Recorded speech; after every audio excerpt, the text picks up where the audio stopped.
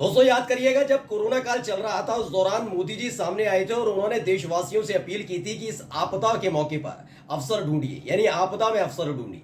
वो बात अलग है कि समय समय पर पोल खुलती रहेगी कोरोना काल के दौरान, चाहे वो वैक्सीन का मसला हो, ऑक्सीजन सप्लाई का मसला हो, दवाइयों का सप्लाई हो, अस्पताल में बेड मिलने का तमाम चीज मसला हो। इन तमाम चीजों के मसले में हमेशा बीजेपी के नेताओं ने आपदा में अवसर ही ढूंढा है। कर्नाटक वाले नेता ने तो खोली दी थी पोल की मैं सबकी पोल खोल दूंगा कि कोरोना काल के दौरान कैसे बीजेपी की कर्नाटक की सरकार ने जमकर पैसे लूटे हैं।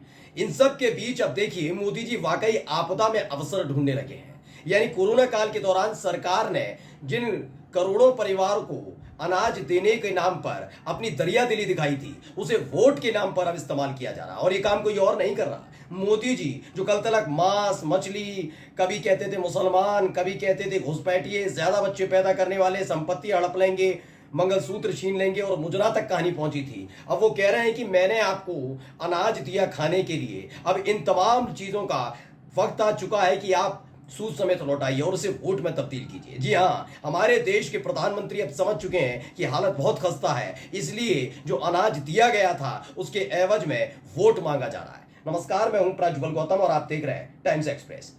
मोदी जी का हर एक बयान इस वक्त ऐसी फजीयत करा रहा है जिसके बाद बीजेपी बैकफुट से और बैकफुट पर नजर आ रही है। तमाम बयान देखिए, पहले, दूसरे, तीसरे, चौथे, पांचवें और छठे चरण तक।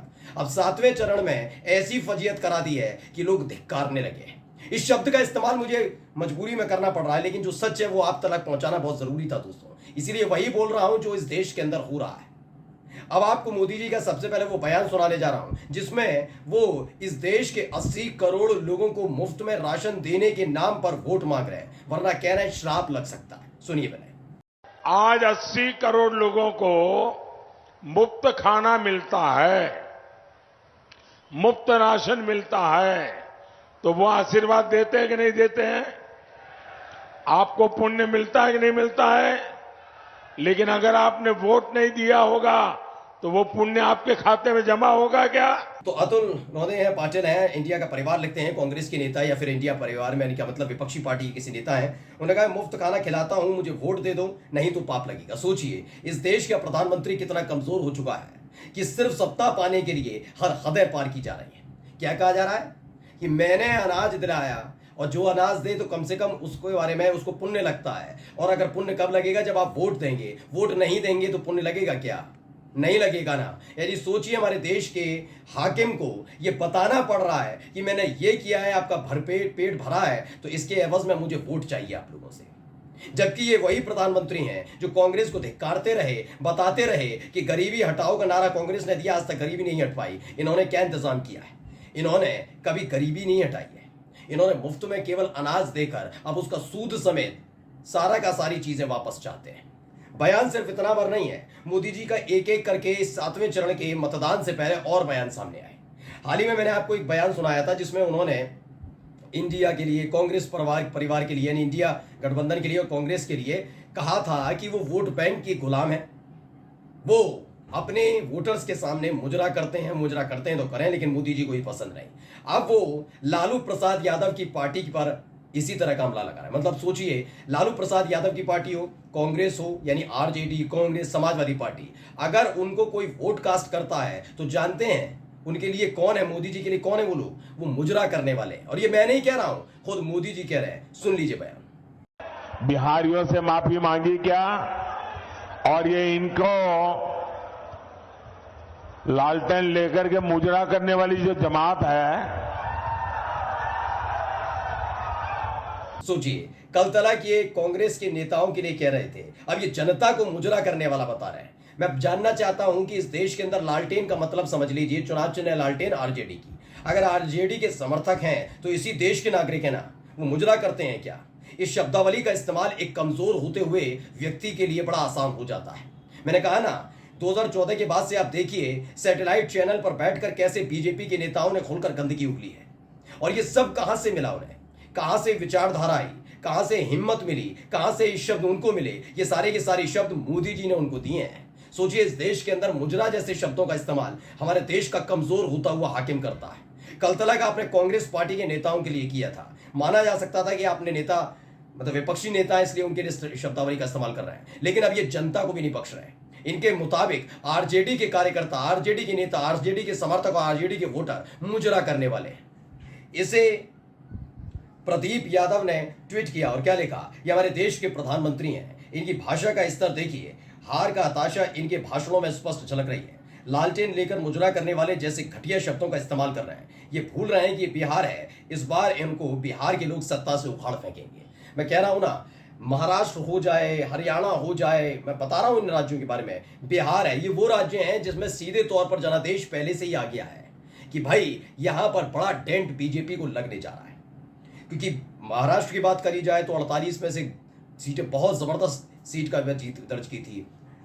बिहार में 40 में से 39 सीटें हैं और 17 सीटें तो बीजेपी ने और 39 सीटें एनडीए ने जीती थी। हरियाणा की 10 सीटें जीती थी। लेकिन इन तीनों राज्यों में हालत खस्ता, और जहां जहां जा रहे हैं वो ऐसे ही अपनी बौखलाहट, छटपटाहट मोदी जी निकाल रहे हैं। सोचिए बिहार की जनता के लिए, क्योंकि भाई आरजेडी का वजूद कहां है, कोई उत्तर प्रदेश में तो नहीं है। आप बिहार की अस्मिता पर बिहार के लोगों को मुजरा करने वाला करार दे रहे हैं। क्योंकि बिहार में अगर आरजेडी का कोई समर्थक है, वोटर है, वो लालटेन लेकर, अपने लालटेन का मतलब चुनाव चिन्ह आरजेडी का लेकर अगर अपना उत्साह दिखाता है तो मोदी जी के लिए वो मुजरा करने वाला है। ये शब्दावली है हमारे देश के प्रधानमंत्री की, इसीलिए मैं कह रहा था आप धिक्कारने लगेंगे। अब आपको दिखाने जा रहा हूं कि बिहार में किस तरह से मोदी जी समझ गए हैं कि एनडीए छोड़िए, बिहार में बीजेपी की हालत भी खस्ता है। देखिए, तेजस्वी यादव को खुले तौर पर जेल भेजने की धमकी दी जा रही है, सुनिए। और देखिए, इसी बीच एक बड़ी खबर सामने आ रही है, उसका सबसे पहले रुख करें। तेजस्वी के जेल जाने का काउंटडाउन शुरू। प्रधानमंत्री नरेंद्र मोदी ने ये कहा और साथ ही कहा कि हेलीकॉप्टर से घूमने के बाद जेल का रास्ता। काराकाट में मौजूद है प्रधानमंत्री। कान खोल के सुन लो, उनका भी जेल जाने का काउंटडाउन शुरू हो चुका है। जैसे ही ये हेलीकॉप्टर में चक्कर मारने का समय उनका पूरा होगा, जेल का रास्ता तय हो जाएगा। तो मोदी जी अब धमकी देने पर उतर आए। याद करिएगा, जब अरविंद केजरीवाल जेल की सलाखों से बाहर आए, यानी जमानत पर बाहर आए, उसके बाद उन्होंने एक बात कही थी कि अभी तो अरविंद केजरीवाल, संजय सिंह, मनीष सिसोदिया, हेमंत सोरेन को जेल भेजा है।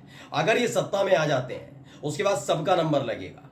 और सबका नाम लिया था, उन्होंने बताया था, उसमें तेजस्वी का भी जिक्र था, लालू प्रसाद यादव का भी जिक्र था, ममता बनर्जी का भी जिक्र था, सबका जिक्र था। और देखिए, आज अरविंद केजरीवाल की बात सच साबित हो रही है। बिहार में इस कदर फंस गए हैं कि बिहार में तेजस्वी यादव को जेल भेजने की धमकी इस देश का प्रधानमंत्री दे रहा है। वो प्रधानमंत्री जो हमेशा ईडी, सीबीआई और इनकम टैक्स का इस्तेमाल करते रहे। इस खबर को किसी और ने, न्यूज 24 ने छापा और क्या लिखा, तेजस्वी के जेल जाने का काउंटडाउन शुरू, पीएम मोदी का बड़ा हमला। बिहार में जंगल राज बनाने वालों को छोड़ेंगे नहीं। चलिए ठीक है, अच्छी बात है, जंगल राज तो आपके समय में भी रहा। तेजस्वी के जेल जाने का काउंटडाउन शुरू। सोचिए, एक व्यक्ति इतना हताश और परेशान हो जाएगा, किसी ने सोचा नहीं था। सब कहते हैं ना, मजबूत है मोदी, 56 इंची। सोचिए, चुनाव जीतने के लिए आपको धमकियां देनी पड़ रही। मैंने कहा ना, ये व्यक्ति ये पूरी तरह से दिवालियापन का शिकार है। क्यों? मंगलसूत्र छीन लेंगे, ठीक है, जमीन जायदाद छीन लेंगे, ज्यादा बच्चे पैदा करने वाले, मटन खाते हैं, घुसपैठिया, उसके बाद क्या कहा गया, मुजरा करते हैं। इनसे भी आगे बढ़कर मैंने आपको अनाज दिया, मुझे वोट दो, और अब धमकी पर उतर आए। कल अगर मत सोचिएगा, क्योंकि 1 जून को वोटिंग होनी है, उससे पहले अगर ये 30 तारीख को, जी हाँ 30 तारीख को शाम तक हो सकता है गाली गलौज पर भी अगर ये बीजेपी के नेता उतर आए तो बहुत बड़ी बात नहीं होगी।